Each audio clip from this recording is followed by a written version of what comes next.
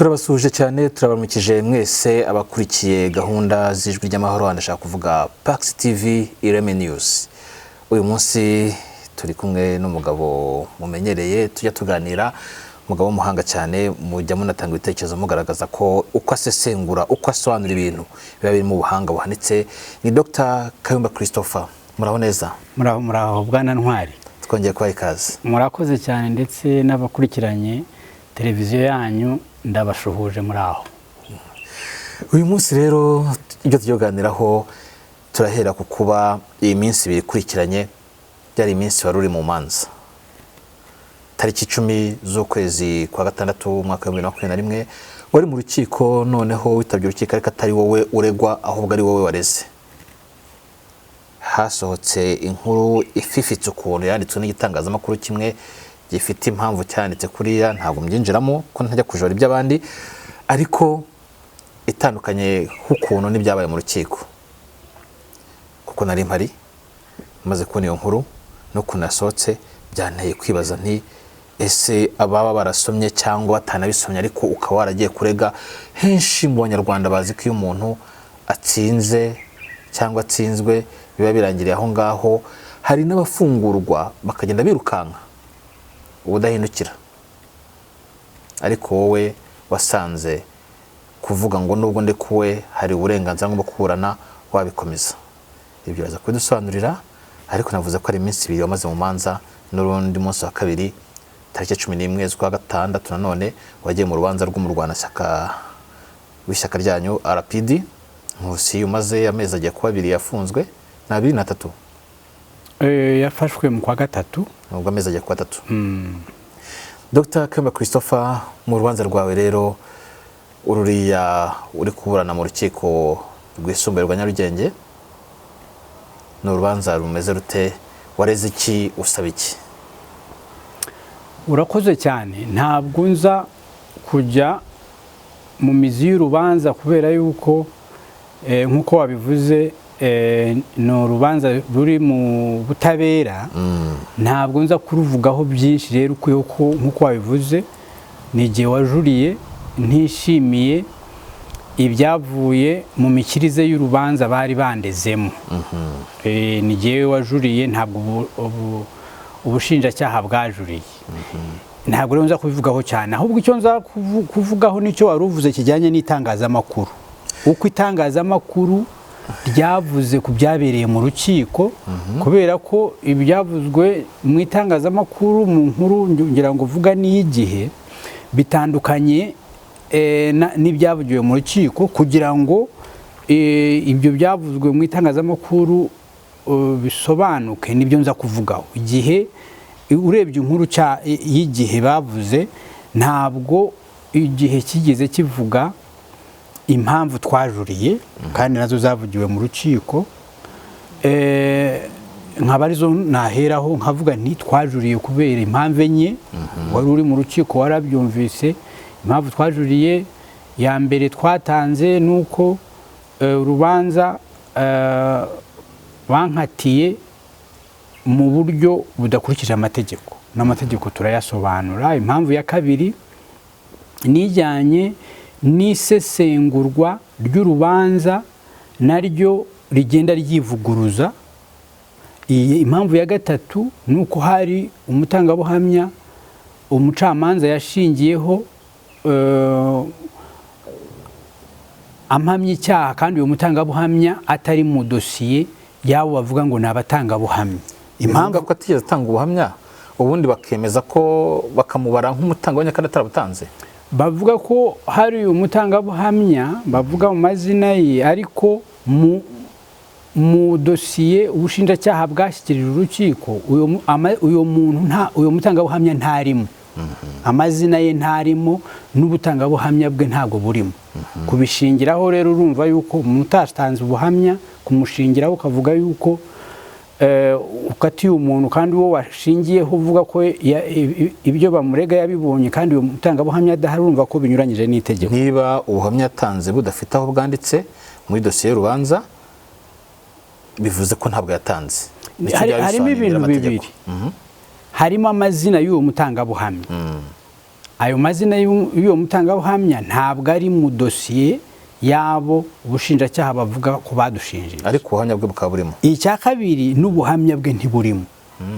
urumva ko byombi nabyo bigeze. Niba byombi bidahari rero izina rye ntiri mu batanga ku rutonde rw'abatangabuhamya, kandi nanone nawe ubwe ubuhamya yatanze ntaho bwanditse, no kuvuga ko butabayeho mu mategeko. Nicyo byabisobanuye. Ariko ubwo ugenda avuga ibyo igihe byagiye bivuga ibyo ntabwo babivuze. Impamvu ya nyuma twajuriye kubera yuko urubanza rwacu rwaciwe binyuranyije n'itegeko nshinga.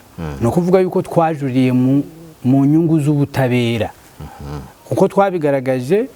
Itegeko nshinga ryacu urebye mu iriburiro ryaryo rivuga yuko u Rwanda rwiyemeje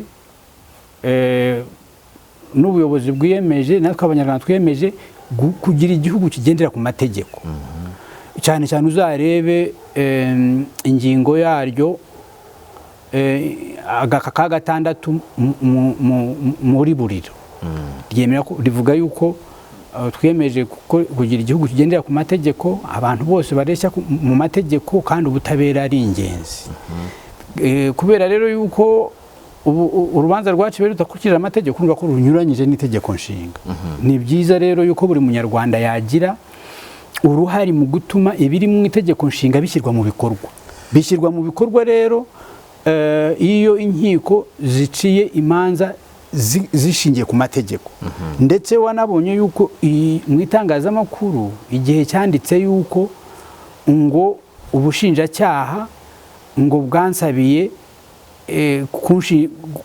kumpamya ikindi cyaha cyakuwemo n'amategeko, ariko nk'uko twabisobanuye mu mategeko, iyo urebye ingingo y'ijana 188 y'imigendekereze y'ibibera mu nkiko, ibyo bita criminal procedure, ivuga yuko ubushinjacyaha butajuriye ntabwo bushobora kongeramo icyaha gishya, cyangwa icyo bavuze yuko utagikoze, icyo bakugizeho umwere ngo cyongere kivuge ngo bakikukurikiranyeho kandi rutaranajuriye. Ni nayo mpamvu iryo tegeko rinavuga yuko warakatiwe ku cyaha runaka, ubushinjacyaha ntibujurire, ntabwo bushobora kuvuga ngo icyaha igihano bacyongere kandi butarajuriye. Ariko urebye itangazamakuru ibyo rwavuze yuko ubushinjacyaha ngo bwasabye ibindi bihano, kandi itegeko nk'uko twabisobanuye ntabwo bishoboka. Bisobanuye ko niba urubanza ruciwe ubushinjacyaha ntibujurire, buba bushimye kandi bwemeye imyanzuro. Iyo myanzuro rero ntabwo bwamaze gushima imikirize y'urubanza, uwo bakatiye agasanga atabyishimiye nk'uko ntabyishimiye, akaba ari we ujurira, ntabwo ubushinjacyaha bwagera mu rukiko rukavuga ruti natwe turabyibutse ko tutabyishimiye, ubu turajuriye. Kuko kujurira nyuma y'isomwa y'urubanza ugomba kujurira mu minsi 30. Iyo irenze ari uwarezwe cyangwa uwareze, ntabwo ashobora kuvuga yuko ashobora kongera kujurira ubundi. Ibyo rero ntabwo ubushinjacyaha bwabikoze, ariko itangazamakuru uko ryavuze byabereye mu rukiko bitandukanye n'amategeko icyo avuga n'ibyavugiwe mu rukiko. Niyo mpamvu nibo warabibonye byateje ikibazo ku mbuga nkoranyambaga, abantu bandika bavuga bati ese ibi ngibi nibyo, ese ubushinjacyaha bwongeye kugusabira ibindi bihano, bwongeye kuvuga ko bugukurikiyeho ibindi byaha kandi bidahari. Nafashwe itariki 10 z'ukwa 12 2019, ariko icyo nshaka kuvuga 19 nibwo wafuwe, 2019 nibwo nafashwe. Hanyuma urubanza rukatwa kwa 7 itariki 29 2020 umwaka ushize. 2020 umwaka ushize.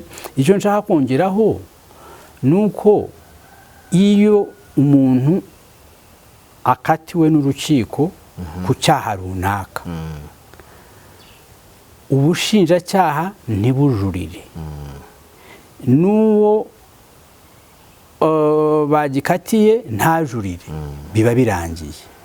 Ariko uwo bakatiye icyaha katuvuge bamuregaga nk'ibyaha bibiri nk'uko bandegaga ibyaha bibiri, hanyuma uwo bakatiye basanze icyaha kimwe kimuhama ikindi kitamuhama, uwe akajurira hanyuma ubushinjacyaha ntibujurire, ariko akajurira ku cyo bamuhamije ntajurire ku cyo bakuyeho, cyo basanze kitamuhama.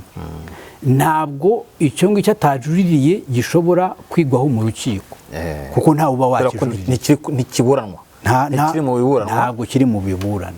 Icyo rero Dr. Christopher nongera kubaza ni ku bijyanye n'icyo nahereyeho mvuga nti benshi iyo bafunguwe, yaba yari yararenganaga yaba yari umunyacyaha, basohoka ubutaruri inyuma ati sinjye wabona nkira iyi gereza, ndetse bakirinda ikintu icyo ari cyo cyose cyatuma haba ubwo bujurire bwabo bw'ubushinjacyaha, cyangwa se bakirinda no kuba bavuga bati nubwo narenganye reka njye kubiburana, kubera akavuga ati se nabiburana bikambyarira amazi nk'ibisusa, wakavuga ati bitazambera akaga. Kuki wowe wavuze uti nubwo nararenganye, ariko nubwo narenganye ntabwo ndekera aha, nkeneye kubiburana? Icyo ni ikibazo cyiza cyane, ni ikibazo cyiza kirimo ibintu bitatu. Icya mbere ni ikibazo kijyanye n'ingaruka zo gufungwa ku muntu. Iyo urebye abantu benshi bafunzwe, benshi bavamo barahahamwe. Ikinkuye muri gereza sinzongera rwose kutuma hari ikintu cyatuma njya mu rukiko, Imana ibindinde, na system ibindinde, sinzongere kugezwa imbere y'urukiko. Niyo rero yarenganye, ndetse hariho n'abakubwira kuko je nabaye muri gereza ngenda nganira n'abantu bamwe bakatiwe ndetse na bamwe bavuyemo, habaho niyo bagutinyisha, kuko hariya muri gereza usangamo hari abantu bakatiwe, katuvuge niba yarakoze icyaha gisaba yuko afunga imyaka 10, ariko ari nabyo ubushinjacyaha bwasabye, hanyuma urukiko rukamukatira 5, akajurira, hari ubwo bamwongerera. Bakubwira rero niba baragukatiye igihano cyawe ukagikora nk'uko nakoze uriya mwaka, nanjye bangiraga inama bati rwose uramenye ntuzajurire, kubera ko batinya bati rwose ujuriye hari ubwo bakongera. Binjyana ku ngingo ya 2 ikibazo wabajije, kutamenya amategeko. Hariho bamwe bafungwa ariko batazi amategeko, hari n'abanyarwanda benshi batazi amategeko. Katuvuge nk'iriya ngingo nakubwiye y'ijana na 188 ya code ya itegeko rijyanye n'imiburanishirize y'imanza, ibyo bita mu Gifaransa code procedure, cyangwa criminal procedure, itegeko rijyanye na criminal procedure, ibimburashije y'imanza, ivuga yuko baragukatiye igihano runaka ariko ukabona ko warenganye, ushobora kujurira hanyuma igihano nticyongerwe iyo ubushinjacyaha butajuriye. Ariko utanabikoze kandi uzi yuko warenganye, ubushinjacyaha bukajurira, ntibikubuza gusubira mu rukiko kuko haba hari uwajuriye. Binjyana ku ngingo ya 3 bivuga ya 2 kugira ngo yumvikane neza ku badukurikiye, niyo ubushinjacyaha bwa butajuriye ntabwo haba hari impamvu yo kuba igihano cyakongerwa, ahubwo ibiburanwa nicyo wowe ubusaba cyo guhanagurwaho icyaha, ihanagura busembwa ariko nabyita, ariko ntabwo guhanagurwaho icyaha bituma ubushinjacyaha bwabyuriraho ngo buvuge bati ubwo yajuriye reka tumusabire ngo kongerwe igihano. Oya. Ariko nanone ubushinjacyaha bwajuriye mu kwiregura, ese wakwiregura unashyiramo guhanagurwaho bw'icyaha, cyangwa icyo gihe ntacyo ntikiza mu biburanwa? Iyo wajuriye, iyo nawe wajuriye, ushobora kwiregura usaba guhanagurwaho icyaha. ndavuga igihe hajuriye ubushinjacyaha nyine nibyo ndimo nkubwira. Nawe ukajurira. wowe utajuriye kuko bakurega ushobora gusaba guhanagurwaho icyaha kubera ko ingaruka zo guhanwa ntabwo ziri ku bushinjacyaha, ziri kuri wowe uregwa. urumva rero ushobora kwiregura ukagaragaza yuko kuko uwakureze abagusabira igifungo runaka cyangwa gutanga amafaranga runaka, uba ufite uburenganzira rero bwo kwiregura. niyo utajuriye uba ufite uburenganzira bwo kwiregura kugaragaza yuko ibivugwa bitajyanye n'amategeko. ubwo rero ushobora gusaba ko bagukuraho baguhanaguraho icyaha. wabigeze ku ngingo ya gatatu? nayo ngeze ku ngingo ya gatatu. ni mu butabera, kugira ngo ubutabera bubeho ntabwo ari ibintu bigirwamo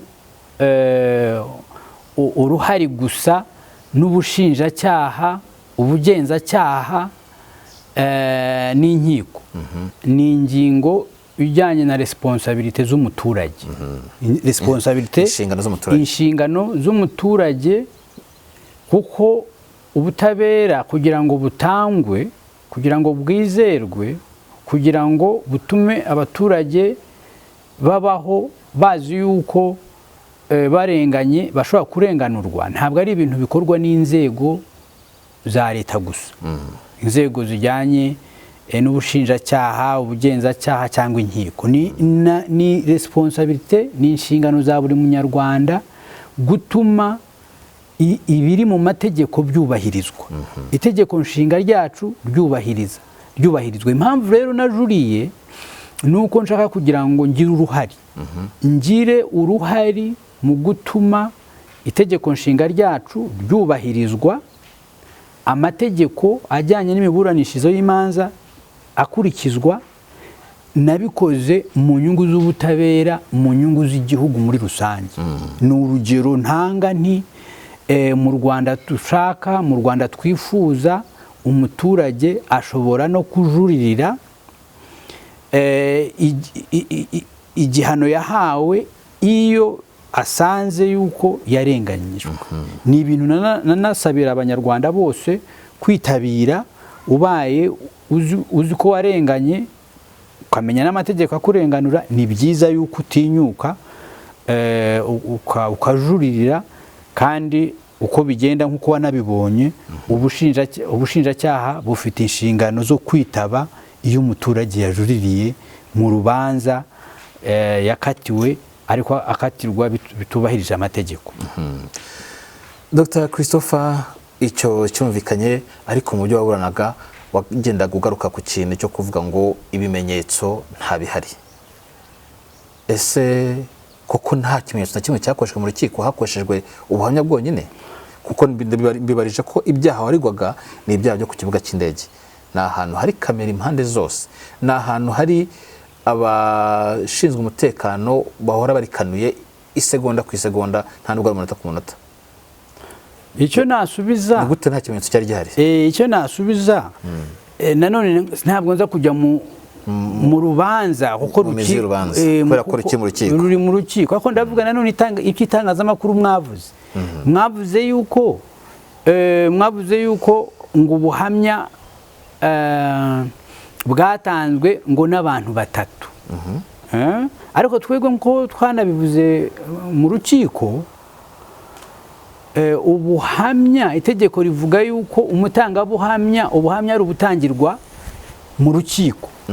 ukaza utanga ubuhamya akarahira imbere y'umucamanza akavuga umwirondoro we, tukabona kuko ko ahari, akarahira ko ataza kubeshya. abo batangabuhamya rero ntabwo bigeze baza mu rukiko ngo bigaragaze tumenye ko bahari, atari abahimbano. ariko waruvuze n'amafoto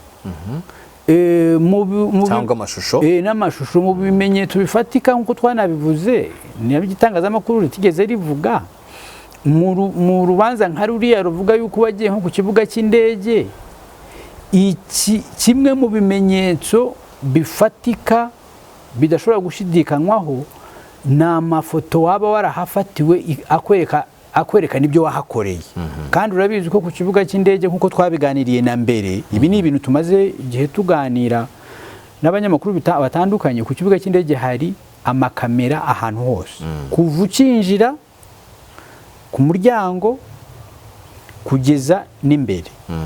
Ni ukuvuga yuko hari umuntu utumye haba umutekano muke, uteje akaduruvayo, hari za video zabyereka aho yaba ari hose, hari n'amashusho yafotorwa kuva ukinjira kugera ugeze ku muryango w'indege hose. hari itangazamakuru rero ntabwo ryavuze ko twabigaragaje yuko nta foto n'imwe nta na video. Kandi urabizi ko Kanombe ku kibuga cy'indege atari kure y'aho twaburaniraga. Ibaza ibintu nakoze muri 2019 tariki ya 10 z'ukwa 12 no kugeza n'ubu ubushinjacyaha bukaba butarabona na video n'imwe n'ifoto n'imwe nteza umutekano muke. Nibyo twavuze, ariko itangazamakuru ntabwo ryabivuze. Mu bimenyetso rero simusiga icyo ngicyo kiba kirimo, kandi nk'uko n'amategeko abivuga, kandi nk'uko twanabigaragaje, inshingano gutanga ibimenyetso ni akazi k'ubushinjacyaha ka mbere. Iyo batagaragaje ibyo bimenyetso, uwo barega agomba kugirwa umwere. Dukomeza rero urubanza, hari byinshi nabajije kubera ko nyine rukiri kuburanishwa, kugira ngo tutagongana n'ibyo amategeko atemera, ko hari ibitavugwa urubanza rukiburanwa. Niyo mpamvu nakubwiye iby'itangazamakuru byavuze, akaba ari byo usa n'usobanura, ntabwo wagiye mu rubanza nyirizina. Sinagiye mu by'urubanza kubera ko ako ni akazi k'abacamanza n'inkiko. Ku kindi nkubaza nacyo, ubwo urareba ikibasha kuvugwaho, ikitavugwaho ntukivuga. Ni urundi rubanza rwa Nkusi Jean Bosco, wari ushinzwe ubukangurambaga muri RPD, ushinzwe ubukangurambaga muri RPD. Sinzi mvuze wari ushinzwe, ariko ndakosoye kuko nta gihamya cyo kumwamusimbuye. Uwo munyamuryango wanyu ushinzwe ubukangurambaga wafashwe agafungwa, mbere yaregwaga ubujura, hazamo ibintu bimeze nk'iterabwoba, imitwe y'abagizi ba nabi bigenda bihindagurika. Aho bigeze ubu yitaba urukiko, none ari kuregwa iki? Wari wavuze yuko nitabye urukiko kuwa kane, kuwa kane tariki 10, ku ya 11 aribwo n'abayitaba, abaribwo Nkusi Jean Bosco yitaba. Ariko ntabwo yaburanishijwe, ku buryo ubushinjacyaha bwavuze yuko ngo hari umwe mu bo bareganwa ngo utarahamagajwe. Twibaje rero uyo wundi bareganwa utarahamagajwe, cyambere kuki atahamagajwe. Icya kabiri, nibwo bwa mbere tumenye yuko uyo nguyu utarahamagajwe, kuko ashobora kuba ari hanze, kuko abo bavuga ngo bareganywe nawe bose barafashwe, baraho musari, bari muri dosiye imwe, bari muri gereza. Ese uyu muri dosiye y'urubanza rumwe, ese uyo nguyu umwe nuri hanze utarafatwa, niba ari uyo nguyu kuki ubushinjacyaha butamuhamagaje? Ese ari muri ba bandi batatu bafatanywe bafunga? Ese byagenze bite kuba Nkusi Jean Bosco yarashoboye kwitaba, yarashoboye kugezwaho ubwo butumire akabubona, ari kuri ya wundi ntabubone? Nta nubwo batangaje izina rye ry'uwo nguwo utarahamagajwe? Ntabwo izina rye ntabwo ryatangajwe, ahubwo bavuze yuko iburanisha rizasubukurwa ku itariki 25 z'uku kwezi. Ubwo rero twiteze yuko icyo gihe ababurana bose bazagaragara, bazaza mu rukiko. Ahubwo mbanze nibutse yuko ikiburanwa ubu, icyo nkusaburana, ntabwo ari mu mizi y'ibyo bamureze, ahubwo n'ubujurire bwo gusaba ko yafungurwa by'agateganyo akaburana adafunze, kubera ko akiri muri rya fungwa ry'iminsi 30 y'agateganyo. Iminsi 30 haryo ubu ngubu turacyari mu minsi 30. Urabona ko nigeze kukubwira yuko iminsi 30 ari kimwe mu bintu bifunze abantu benshi binasekeje kuko ni ikintu tumaze imyaka 27 ubushinjacyaha bugenda buvuga ko bwatanze iminsi 30 umuntu akamara nk'aya mezi 3 cyangwa umwaka cyangwa 2 bari abasore b'abanyamakuru bamaze imyaka 3 kandi igihano bari kubona iyo babakatira cyari umwaka umwe none bamaze 3 ngo bari bafunze iminsi 30 agateganyo bari ngo mu minsi 30 ngaho mbwira ubwo butabera aho bagusabira iminsi 30 ukamara imyaka 3 utaraburanishwa ubwo butabera baba bwatanzwe ni kimwe mu bibazo bwatakaye ni kimwe mu bibazo dufite by'ubutabera hano mu Rwanda aho abashinjacyaha babwira abacamanza bakabasaba ibintu bombi babiziranyeho ko bitazashoboka bakagusabira iminsi 30 uyigusabiye azi ko atazakongera kuguhamagaza mu minsi 30 n'uyemeje umucamanza uyemeje ko atanze iminsi 30 abizi yuko bitazashoboka bakazakugarura hashize umwaka wa mucamanza ntasubira inyuma ati ko wavuze iminsi 30 ukaba ubaye umwaka ahubwo usanga rimwe na rimwe ubushinjacyaha bwongeye kugusabira ahubwo gusubika cyangwa bugahindura ikirego nkuko byagiye biba kuri bari abanyamakuru urumva ko hari ikibazo kuko iyo umenyereje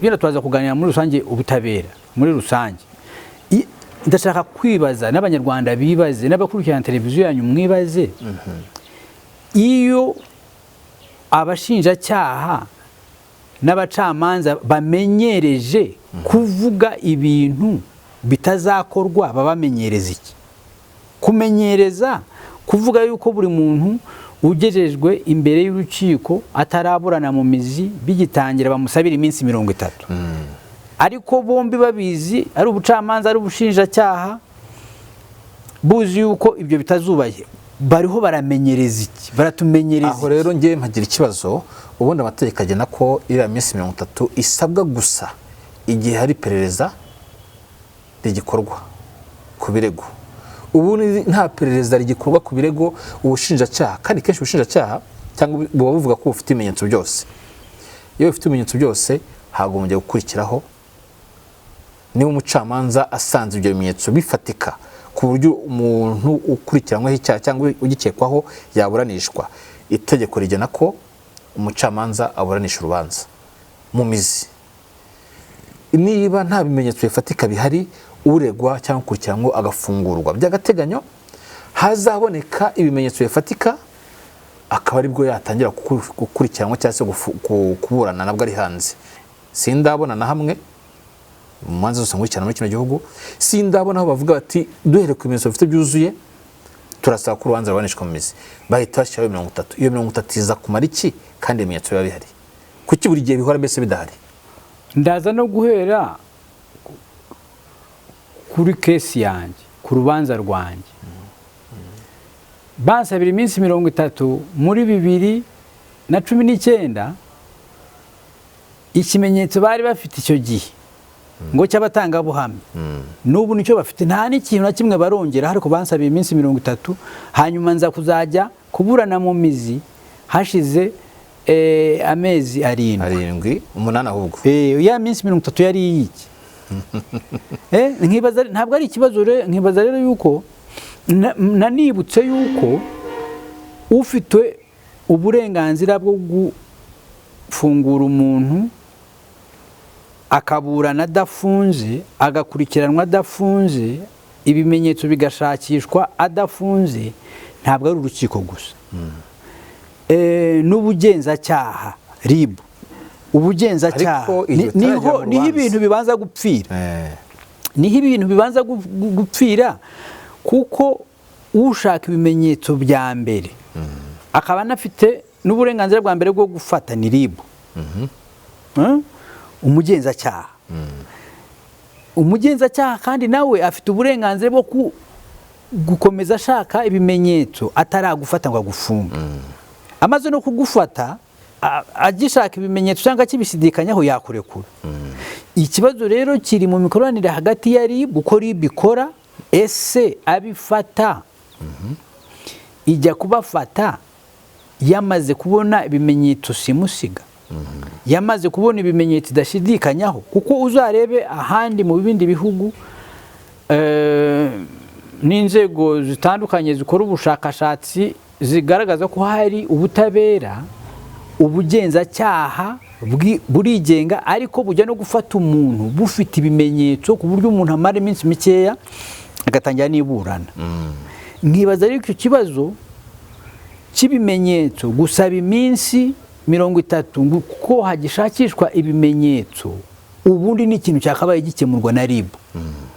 Ariko RIB imaze no kubigezayo, ubundi uko bisanzwe aho ubutabera bukora neza, ntabwo ari ngombwa ngo buri dosiye RIB ihaye ubushinjacyaha buhite buyikikiza urukiko, ahubwo nabo ubushinjacyaha bubanza handi aho bikora neza gushaka gusuzuma bya bimenyetso, ireme rya bya bimenyetso. RIB yazanye ibi bimenyetso kuri uyu muntu, ese ibi ngibi ni ibimenyetso dushobora gushingiraho uyu muntu iki cyaha tukavuga ko yagikoze? Ese hari ibiburamo twashakisha? Ese uyu muntu twashakisha ibimenyetso afunzwe cyangwa aburana ava mu rugo? Hari ikintu gishobora gutuma tumufunga, ko tuvuge nk'umuntu uvuga ko afite risk ashobora gutoroka, uyu niwe bibandaho. Nkibaza rero yuko ikibazo cy'ibimenyetso no gufunga by'agateganyo ya minsi 30 nuko ibyo bihuza kugira ngo abantu benshi, navuga ko abantu barenga 20% bari mu magereza bari ku minsi 30. Nkibaza yuko ni ikibazo gikomeye, kimwe mu bintu tugomba gukemura mu miburanishirize y'imanza, mu ifatwa ry'abantu n'ifungwa ryabo. Urakurikirana Dr. Kayumba Christopher, tugana ku musozo w'ikiganiro cyacu. Gira ubutumwa abanyarwanda bahura n'ibyo bibazo binyuranye mu butabera. Hari cyakiri bavuze cyo kutamenya amategeko, ariko hari n'abayazi bahora ku bwoba. Gira impanuro baha cyangwa se ubutumwa baha? Ubutumwa natanga ndabushyira mu bice 4. Icya mbere, ubu ngubu twaganiriye ubutabera bwo mu nkiko. Abanyarwanda rero bakurikirana televiziyo yanyu bamenye yuko ubutabera ntabwo ari ubwo mu nkiko gusa. Hariho n'ubutabera bujyanye n'imibereho y'abaturage, uko tubanye nk'abanyarwanda, uko ufatwa nk'umunyarwanda. Hariho n'ubutabera bujyanye n'ubukungu bw'abanyarwanda. Katuvuge wifitiye ikibanza cyawe ahantu aho uhinga cyangwa ushaka kubaka, ukamenya yuko itegeko nshinga ryemera yuko buri muntu umutungo wari ntavogerwa, bakuvogera ntuceceke. Hari nk'abo usanga abaturage batuye ahantu bakabimura mu nyungu z'igihugu. Nabonye mu Kangondo, nabonye ahantu hatandukanye. Abaturage bakamenya yuko itegeko rivuga yuko kugira ngo wimurwa ahantu ubanza kugahabwa ingurane.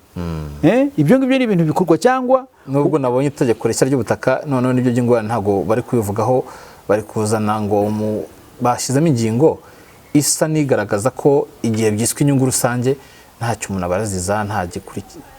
Niyo ngingo itameze neza na gato. Niyo mpamvu itangazamakuru n'imiryango itegamiye kuri leta ishinzwe kurengera abaturage, iyo bita societe civile, igomba gusesengura amategeko n'imishinga y'amategeko kugira ngo hakorwe amategeko nyine atuma abaturage babana neza, bakora ntacyo batinya, ndetse imikorere y'ubutabera nayo ikaba ari myiza, kuko ntabwo wavuga ngo ufite ubutabera ariko hari itegeko ribangamira umuturage. Ubutabera kugira ngo unabusesengura umenye nuko bukora neza, ureba amategeko, ukareba inzego uko zikora, ukareba n'ukuntu inzego zikorana, ukareba niba zinigenga. Iyo harimo rero itegeko ritari ryiza nk'iryo ngiryo waruvuze, ni byiza yuko ahubwo hakora ubusesenguzi niba atari ryiza rigahinduka. Ariko hariho n'ubutabera bujyanye na politiki iyo bita political justice.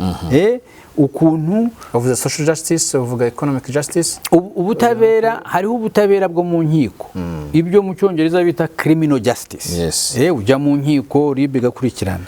Hariho ubutabera bw'imibanire y'abantu n'abandi, uburenganzira abaturage bagira mu kuntu babana, mu kuntu bagira ibyabyo, social justice. Social justice nk'ibi ngibi by'ubusumbane. By'ubusumbane ugasanga umwe murakora akazi kamwe ariko umwe arahembwa 100,000 undi arahembwa 200 kandi mukora akazi kamwe, mufite n'ubumenyi bumwe, mufite mwarize bimwe. Ariko hariho n'ubutabera bujyanye n'ubukungu, ninde ariko bita economic justice. Niba kugira uburenganzira ku mutungo wawe, kutavogera umutungo wawe, kugira uburenganzira ku kazi, ntihagire abahezwa, kureba. Hariho n'ubundi bita political justice, nk'uko itegeko nshinga ryacu rivuga, ngo twashyizeho systeme politique, imyubakire ya politike yacu ishingiye ku bwumvikane, ku kuganira, ibyo bita dialogue, no gusaranganya ubutegetsi.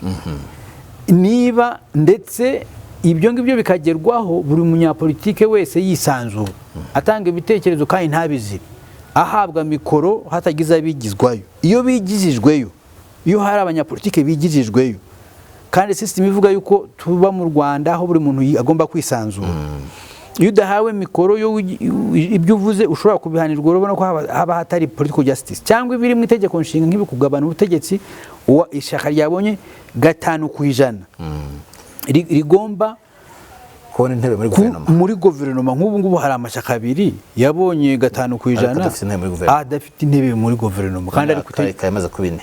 Uribaza se ubwo hariho political justice? Cyo nasaba abanyarwanda no kumenya ubwo burenganzira bwabo bakabukurikirana. Cya kabiri, umuturage w'umunyarwanda akamenya yuko ari akazi ke, ari inshingano ze gutuma amategeko yubahirizwa. Ni umusanzu abatanze. Aho ubonye urengana ukavuga utari ku itegeko rivuga gutyo, ko umunyarwanda ari ntavogerwa, kandi kurenganurwa kwe kuba gufungura inzira n'abandi baratinyuka. Icya gatatu, mwitinye inkiko. Kujya no mu nkiko ugasanga abaturage batinye abacamanza kubera ya makanzu bambara n'iki. Mwitinye inkiko, ahubwo aho warenganye menya yuko inkiko icyo ziberaho ubundi ni ukurenganura umunyarwanda, bazigira izabe cyanyuma. Nshaka gusaba ndetse abantu bakora mu butabera bashinzwe gutanga ubutabera ku banyarwanda, ntabwo ari ngombwa kugira ngo buri cyaha kijyanwe mu nkiko. Niyo mpamvu mu Rwanda hari ubucucike, ukwiyeho n'ubwo bucucike mu magereza. Ariko dufite n'itegeko rishyiraho abunzi, kuva ku midugudu hari abunzi n'iki. Iyo ugiye mu nkiko usanga hari abantu, umuntu yibye inkoko, ayibye umuturanyi, bahise bamujyana mu nkiko, baramukatira. Agafata misitani yari bagafata 5 ya parike, akongera akajya muri 30 y'agateganyo aburana inkoko. Ariko na leta ikamushyiraho amafaranga, kuko iyo igufunze iguha urara, iguha ibyo urya, ibyo unywa. Amafaranga ashyirwaho atunzwe muri gereza arota kuri agaciro kaya nkoko. Ayo bamushyiraho bamukurikirana ari riba, ari parike, ari abacamanza, nabyo ikiguzi cyabyo kisumbye kuri cya nkoko. Ariko rero ugiye no kubyibaza, ukibaza utse aho kugira ngo tumufunge wa muntu wibye inkoko y'umuturanyi, wa muturanyi ko bazahora baturanye, wabahuza akamuhama imibyizi, akavuga ati kwiba ntabwo ari ibintu byiza, tuguciye imibyizi 10 n'urugero. Hariho n'ikindi, amategeko yacu anemerera yuko umuntu ashobora gutanga amafaranga,